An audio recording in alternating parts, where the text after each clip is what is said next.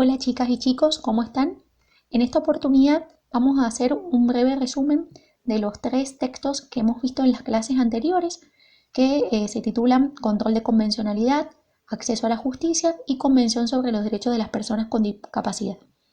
Vamos a comenzar por el control de convencionalidad. Y para ello lo primero que decimos es que el control de convencionalidad es el mecanismo que se ejerce para verificar que una ley, un reglamento o un acto de las autoridades del Estado se ajustan a las normas, los principios y las obligaciones de la Convención Americana sobre Derechos Humanos y los demás instrumentos de igual naturaleza que forman parte del corpus juris convencional de los derechos humanos de lo que es parte de nuestro Estado. Tenemos que decir que este control de convencionalidad cumple una doble función. Por un lado tiene una función represiva y por el otro lado tiene una función constructiva o un doble papel, ya que dentro de la función represiva lo que hace es obligar a los jueces nacionales a inaplicar aquellas normas internas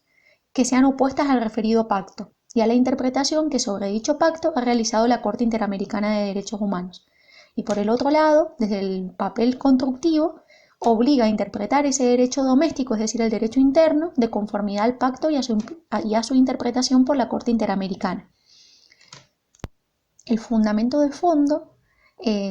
radica en el hecho de que cuando un Estado ratifica un tratado internacional de derechos humanos, sus jueces y sus juezas también van a estar sometidos a estos compromisos asumidos en la oportunidad. Entonces van a tener que bregar porque se cumpla el efecto útil de estos instrumentos internacionales.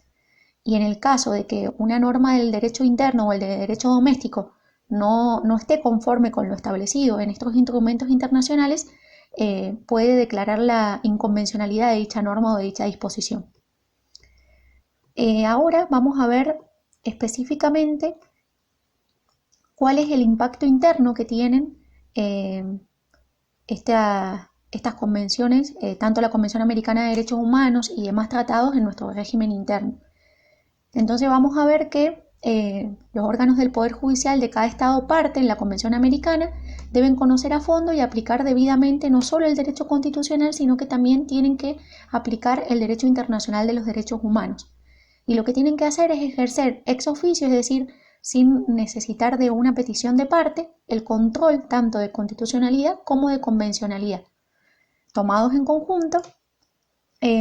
ya o por cuanto los ordenamientos jurídicos internacional y nacional se encuentran en constante interacción en el presente dominio de protección de la persona humana. Entonces no solo se tiene que contrastar la norma cuestionada con la letra de las convenciones, sino que además se deberá considerar la interpretación que de dicho tratado hubiera realizado su último intérprete, que es la Corte Interamericana. Al mismo tiempo, la Convención de Viena sobre Derechos de los Tratados ha establecido en su artículo 26 que los Estados parte de la Convención Americana de Derechos Humanos tienen que cumplir de buena fe con las obligaciones convencionales y no pueden invocar disposiciones de su derecho interno como una justificación para el incumplimiento de dichas obligaciones convencionales. Es decir, no pueden alegar disposiciones o normas de su propio derecho doméstico para decir que van a incumplir con las obligaciones asumidas a nivel internacional, porque no estarían cumpliendo con la regla del pacto sunt servanda que las convenciones tienen que ser cumplidas y con la buena fe. Y ahora vamos a ver cuál es la normativa involucrada, tanto las normas supranacionales en juego en el control de convencionalidad como las normas internas sobre las que se ejerce dicho control de convencionalidad. Dentro de las normas supranacionales que están en juego en el control de convencionalidad, hay que decir que el juez de mi país, en este caso de nuestro país de Argentina, tiene que controlar ex officio si la normativa o el derecho interno resulta acorde o si está en contra o es contraria a lo que se establece en los objetivos, fines y del corpus juris interamericano.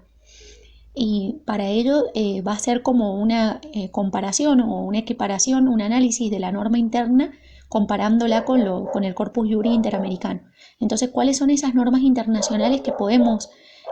sobre las cuales se realiza dicho análisis? Entre ellas encontramos el protocolo adicional a la Convención Americana sobre Derechos Humanos en materia de derechos económicos, sociales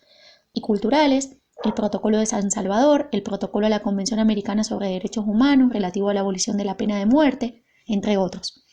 ¿Y cuáles son las normas internas sobre las que se ejerce este control de convencionalidad? Es decir, estamos mirando las dos caras de la misma moneda. Por un lado, las normas internas sobre las que se ejerce el control de convencionalidad y por el otro lado, la normativa supranacional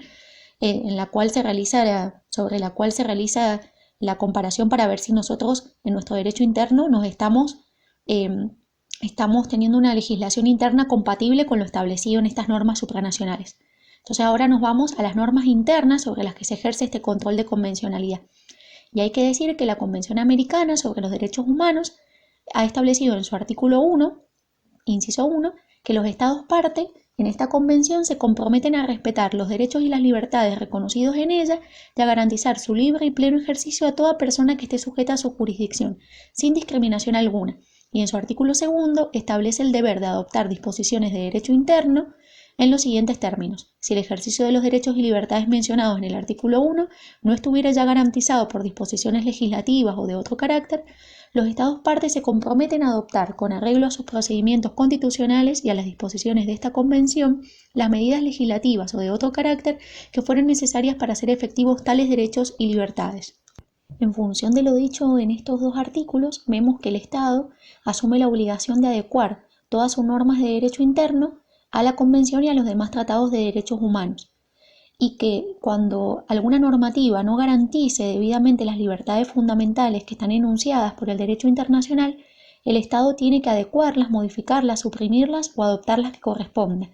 Entonces vemos que hay una obligación de garantizar los derechos humanos y que esta obligación no solo está dirigida al Poder Legislativo al momento de dictar normas, sino que también está dirigida al Poder Judicial, ya que el Poder Judicial tiene un papel muy importante en esta función. Esto lo vemos, por ejemplo, en casos en los cuales se declararon inconstitucionales leyes del Congreso por su contradicción con los tratados. Muchas veces los tribunales también se han basado directamente en los tratados para determinar la existencia y el alcance de determinados derechos. En otros casos, los tribunales han declarado inconstitucionales algunas normas del Código Procesal Penal por limitar el derecho a apelar condenas. Entonces, vemos cómo el Poder Judicial tiene una función también muy importante dentro del control del derecho interno, que se adecue nuestra normativa interna a lo establecido en las normas supranacionales. De esta manera hacemos como un análisis general de lo que hemos visto en control de convencionalidad y ahora vamos a pasar al otro tema, que es acceso a la justicia. Una obligación principal del Estado es crear sistemas de garantía que permitan la protección, restitución y reparación de los derechos humanos en el caso de que hayan sido vulnerados por actos ya sea que sean imputables a sus funcionarios o a particulares, pero que pudieran comprometer la responsabilidad estatal. Es decir, que los Estados deben brindar la institucionalidad que garantice una administración de justicia eficiente a todos sus habitantes. Ese es el derecho de acceso a la justicia. Es el derecho que tenemos todos cuando han sido vulnerados nuestros derechos a acceder o a tener en mano la institucionalidad que garantice una buena administración de justicia para todos nosotros, o sea, que podamos acceder a la justicia en el caso de que hayan sido vulnerados nuestros derechos y que podamos contar con un debido proceso, con un plazo razonable y demás. Este derecho humano es reconocido y es consagrado en algunos instrumentos internacionales que han sido incorporados en nuestro ordenamiento argentino en el artículo 75, inciso 22 de nuestra Constitución Nacional. Está consagrado en la Declaración Universal de Derechos Humanos, en su artículo 10, en la Declaración Americana de Derechos y Deberes del Hombre, en el Pacto Internacional de Derechos Civiles y Políticos, en la Convención Americana sobre Derechos Humanos, en los artículos 8 y 25 y en el Convenio Europeo de Derechos Humanos, artículo 6. En nuestro continente, el derecho humano de acceso a la justicia, como bien dije recién, está consagrado en el artículo 8 y en el artículo 25 de la Convención Americana sobre Derechos Humanos, que establecen un mandato para los Estados de crear organismos internacionales que garanticen la protección de los derechos fundamentales en el derecho interno. El artículo 8 habla de las garantías judiciales y el artículo 25 habla de la protección judicial. Eso están transcriptos en el texto, por eso no los vamos a ver ahora, no los voy a leer. Ahora vamos a ver acerca de una aproximación al concepto de acceso a la justicia y vamos a decir que el acceso a la justicia tiene diversas acepciones y a las que básicamente hacen referencia a la posibilidad de acudir a un órgano, ya sea judicial o administrativo, que esté facultado para la resolución de los conflictos. Según el alcance de esa posibilidad, se entiende el acceso a la justicia en un sentido estricto o en un sentido amplio. En un sentido estricto, el acceso a la justicia es un derecho que permite acceder a un tribunal judicial independiente, imparcial y con competencia previamente asignada por la ley de acuerdo a los principios del debido proceso. Y en un sentido amplio, comprende el sentido estricto y refiere a la posibilidad real de contar con instrumentos judiciales o administrativos previstos en el ordenamiento jurídico que permita la posibilidad de solucionar jurídicamente conflictos. ¿Cómo consideramos al acceso a la justicia? En esa concepción amplia que hace referencia a la posibilidad real de poder contar con instrumentos judiciales o administrativos, es decir, el derecho de las personas, sin distinción de sexo, de raza, edad, identidad sexual, creencias religiosas o cualquier otro motivo o razón, a obtener una respuesta satisfactoria de sus necesidades jurídicas por medio de toda clase de mecanismo eficaz que permita solucionar un conflicto. Y no se limite al inicio de una instancia judicial. Entonces, a eso hace referencia con el término acceso a la justicia, visto desde un punto de vista amplio en el cual todos tengamos acceso a una instancia judicial o administrativa para la resolución de los conflictos y que esto sea sin distinciones de ningún tipo. Vamos a ver ahora cuáles son los obstáculos que se presentan para el ejercicio del derecho de acceso a la justicia. El moderno enfoque de acceso a la justicia, que hace referencia a una justicia amplia, analiza cuáles son las barreras que tienen las personas para llegar a los tribunales y también las dificultades para obtener una solución a los conflictos en un tiempo razonable. Y se observa dentro de los principales obstáculos, uno es para los sectores en situación de vulnerabilidad, que son las barreras económicas. El hecho de tener que asumir el costo que tiene un proceso, que lo lleva a pensar si verdaderamente puede asumir el mismo costo, a lo que se agrega las dilaciones de los procesos, que al considerar la persona que el proceso es muy largo y que tal vez de acá que tenga justicia ya va a ser tarde, terminan o que no cuentan con los medios económicos para poder sostener un proceso de un largo tiempo, termina generando que se vean forzados a realizar acuerdos que son poco beneficiosos, pero que tal vez tienen una respuesta más rápida, más urgente a las necesidades. Otro impedimento para acceder a la justicia es el excesivo rigor formal y muchas veces el requisito de la representación necesaria de un abogado para actuar en un proceso. Esto también va acompañado a veces de la falta de recursos económicos para poder costear un abogado en los casos en los cuales se necesita sí o sí patrocinio letrado y en los casos que no se cuente con los defensores de pobres y ausentes. Que esto un poco se ha venido a saldar también con la figura del defensor público. Otra dificultad al momento de acceder a la justicia es la ausencia de una cultura jurídica, que lo que hace es impedir a las personas conocer sus derechos y los instrumentos para hacerlos valer, que esto hace que también la persona no acceda a la justicia porque tal vez no sabe que cuenta con tales recursos o herramientas y tampoco se le brinda información para ello. Otro obstáculo también es la falta de información o la falta de formación en derechos humanos con la que cuentan los operadores del sistema judicial. Y esto repercute de manera muy fuerte en los sectores más humildes, porque los operadores también jurídicos, al no tener formación en derechos humanos, no dan información, no se manejan atendiendo estos principios de derechos humanos y esto lo que hace es repercutir negativamente en las personas más humildes. Y también implica otra barrera, es el lenguaje técnico jurídico, que si no se baja a un lenguaje común también es muy difícil de entender y si los operadores jurídicos, los abogados no brindan información, no bajan ese lenguaje técnico demasiado formalista a un lenguaje más común, eso no permite que las personas tengan verdadero conocimiento de sus derechos, de en qué situación se encuentran, cuáles son los medios o los remedios que tienen. Otro obstáculo lo constituye la arquitectura de los edificios judiciales, que está más pensada en términos de funcionalidad profesional que en un acceso público al ciudadano. Uno ve que en los tribunales muchas veces no se sabe bien a dónde queda cada cosa, si quieres ir a un tribunal tenés que averiguar bien a dónde queda, es como que no contamos con información tal vez que nos permita conocer bien a dónde tenemos que ir.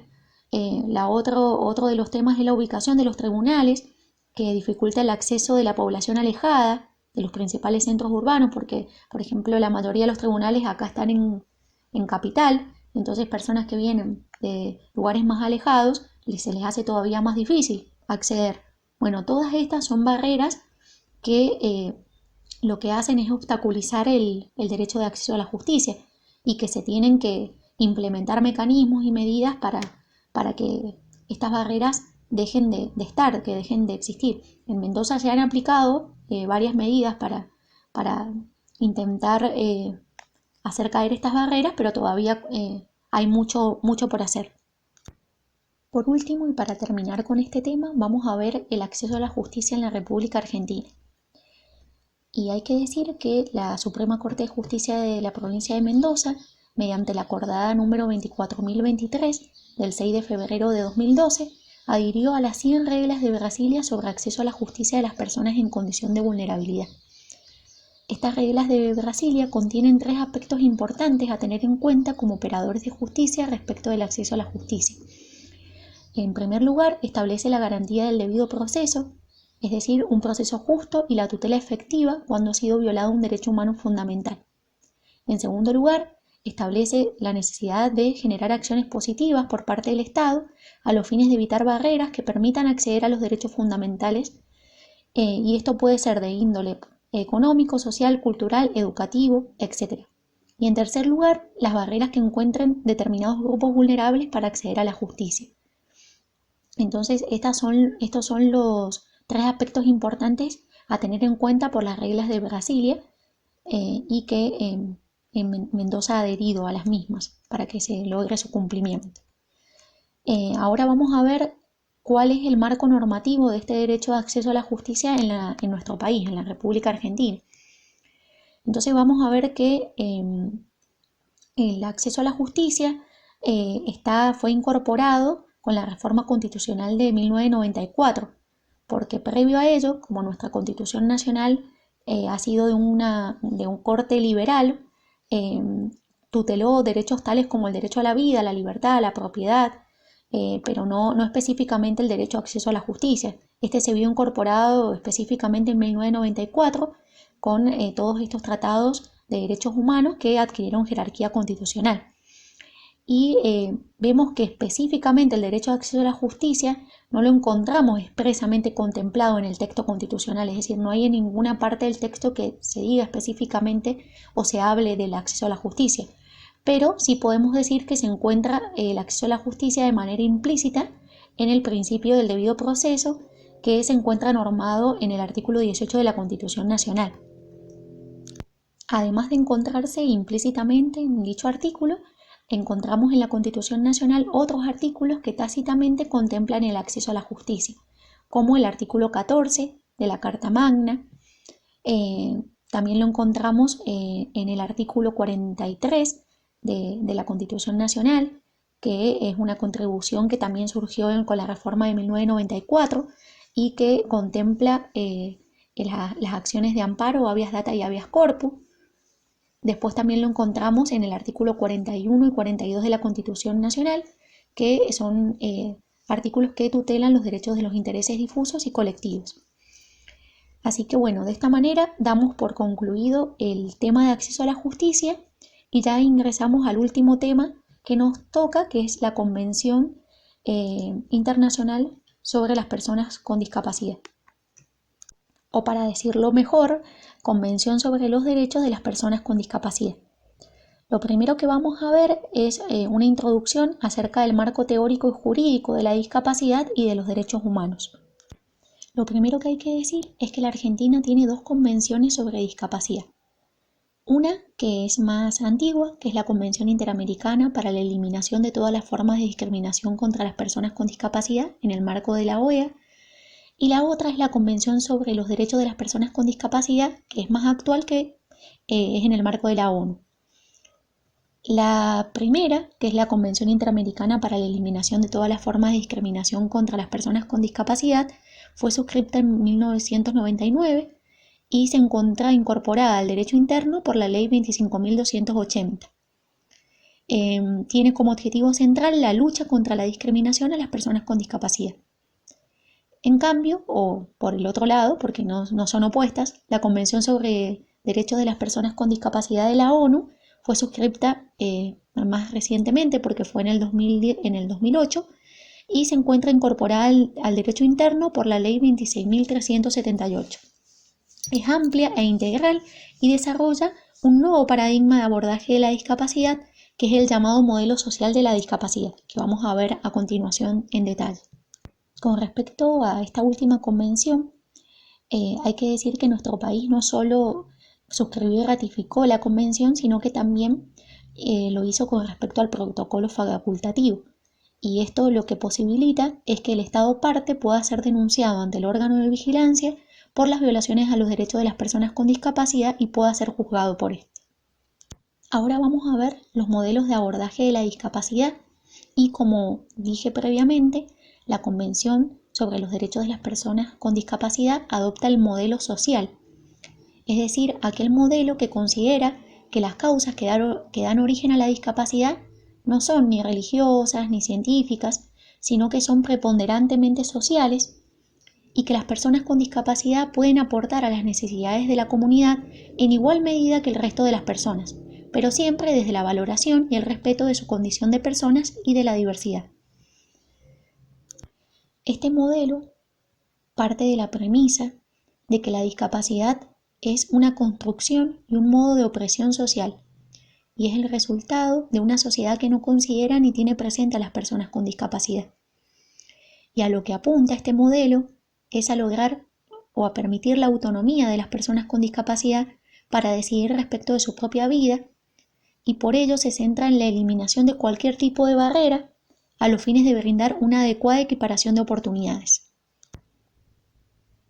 De esta manera, la discapacidad es vista como un concepto que evoluciona y que resulta de la interacción entre las personas con deficiencias y barreras debidas a la actitud y al entorno que evitan su participación plena y efectiva en la sociedad en igualdad de condiciones con los demás. Por lo tanto, la discapacidad no va a estar definida por el diagnóstico médico de la deficiencia, sino que va a depender de las barreras sociales que impidan el ejercicio de los derechos, y ello a su vez va a depender también del género, del nivel educativo y de tener acceso a tratamientos médicos, a la educación, de tener o no un grupo familiar y social que la contenga, del lugar de residencia, etc. Hemos visto también que la Convención no define el concepto de persona con discapacidad, sino que más bien describe el alcance del mismo y establece que las personas con discapacidad incluyen a aquellas que tengan deficiencias físicas, mentales, intelectuales o sensoriales a largo plazo, que al interactuar con diversas barreras puedan impedir su participación plena y efectiva en la sociedad en igualdad de condiciones con los demás. Como vemos, se mantiene el marco conceptual del modelo médico, del concepto de deficiencia desde el modelo médico, pero el nuevo eje se centra en las barreras sociales como un concepto complementario al del modelo médico de deficiencia. Entonces, no solo el primero describe el concepto de discapacidad, sino que la discapacidad está vista desde el modelo o del marco conceptual del modelo médico, con las barreras sociales que se generan al mismo tiempo. Entonces eso implicaría. Entonces esta definición establece que esas deficiencias deben ser a largo plazo, lo que implica una cierta cronicidad, y hay que decir que la Convención no impone un concepto rígido de discapacidad, sino que adopta un enfoque dinámico que permite adaptaciones a lo largo del tiempo y en diversos entornos socioeconómicos. Da relevancia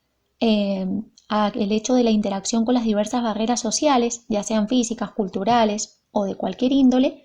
que esto es lo que termina definiendo la situación de discapacidad. Como decimos, no es solo el concepto médico deficiencia, sino también estas barreras sociales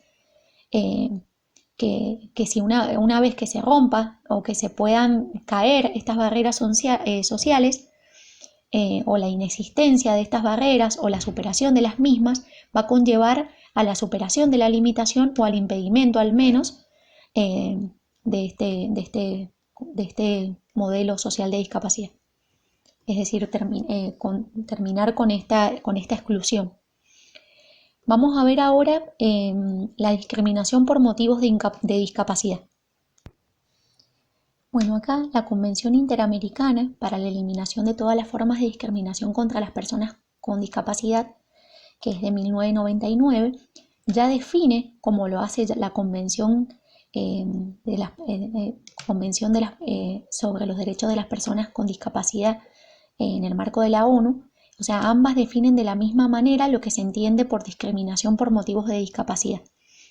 La Convención Internacional dice que por discriminación por motivos de discapacidad se va a entender cualquier distinción, exclusión o restricción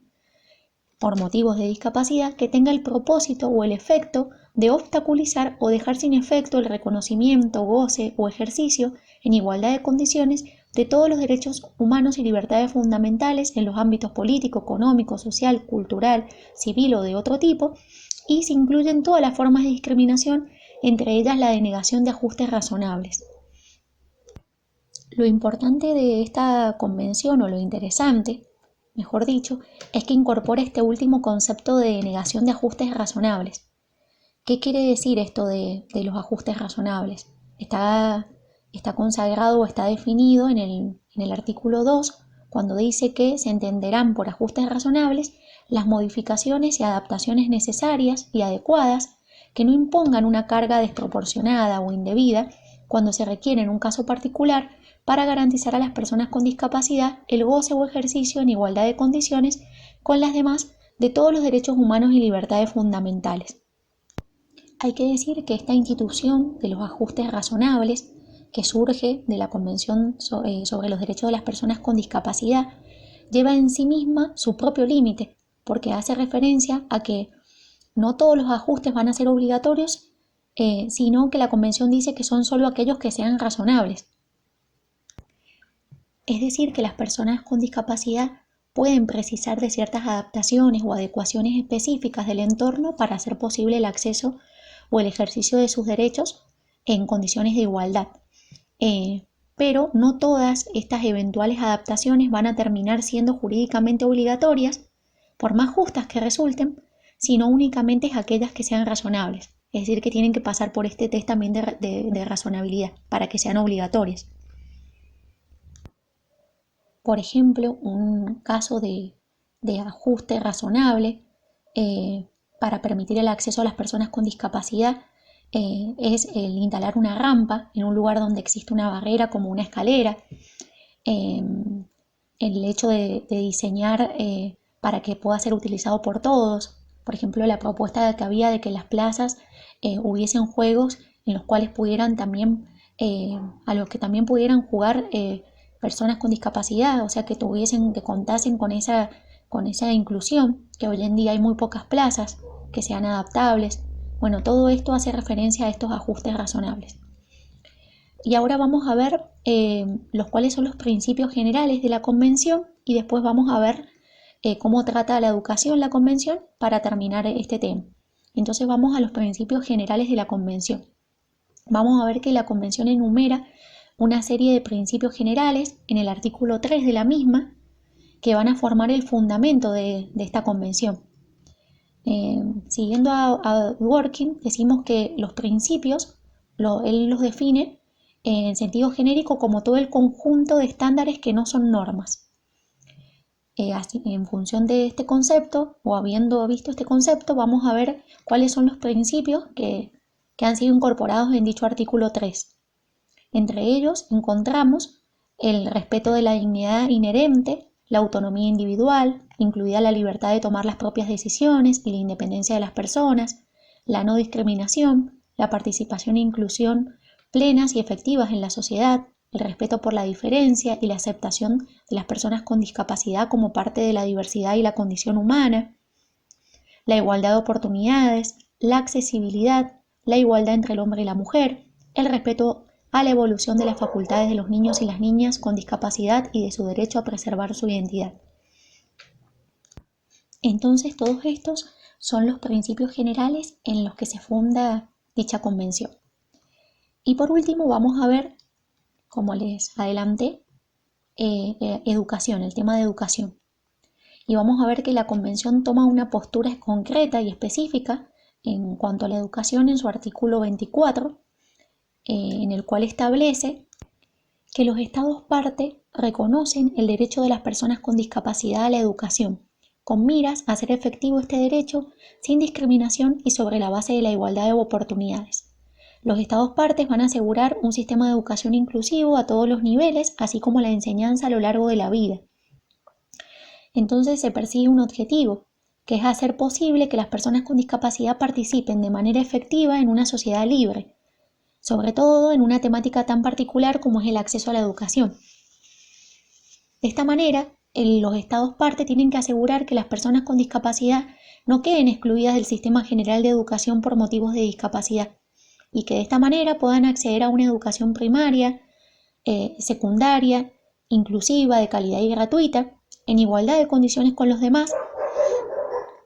y al mismo tiempo este derecho es reconocido respecto del acceso a la educación superior, a la formación profesional, a la educación para adultos y el aprendizaje durante toda la vida sin discriminación y en igualdad de condiciones con los demás. Así que es muy importante lo que establece la Convención en dicho artículo, porque lo que busca es hacer posible que las personas con discapacidad participen de una manera efectiva en una sociedad libre y que puedan gozar de su derecho humano a la educación, que sea en todos los niveles, así como en la enseñanza a lo largo de toda la vida. Entonces, en la Convención aboga, por un lado, por la educación inclusiva y desalienta por el otro lo que es la llamada educación especial, así como lo que se consideraban las escuelas especiales, que mucho tiempo se estuvo trabajando de esta manera en escuelas especiales. Desde la educación, el modelo social de la discapacidad presenta algunas particularidades que vale la pena tener en cuenta, sobre todo porque la educación es muy refractaria a los cambios y porque la escuela especial en muchos países de la región está muy arraigada como la escuela de los niños con discapacidad. Lo que se busca es una educación inclusiva y para lograr esto no es necesario modificar la organización de la escuela, sino que se necesita de un cambio en la ética de la escuela, sino que lo que se busca son cambios en la modalidad de abordaje de la educación desde los valores. No se requiere que los maestros adquieran nuevas habilidades, sino que se necesita un compromiso personal y profesional con la educación inclusiva. De esta manera no alcanza con la aceptación de la diferencia o diversidad, sino que se valoriza esa misma diferencia y esa diversidad en la educación. Hay una necesidad de compromiso moral con la inclusión de todas las personas en un mismo modelo educativo como parte de un compromiso más amplio que aspira a la inclusión de todas las personas dentro de la sociedad.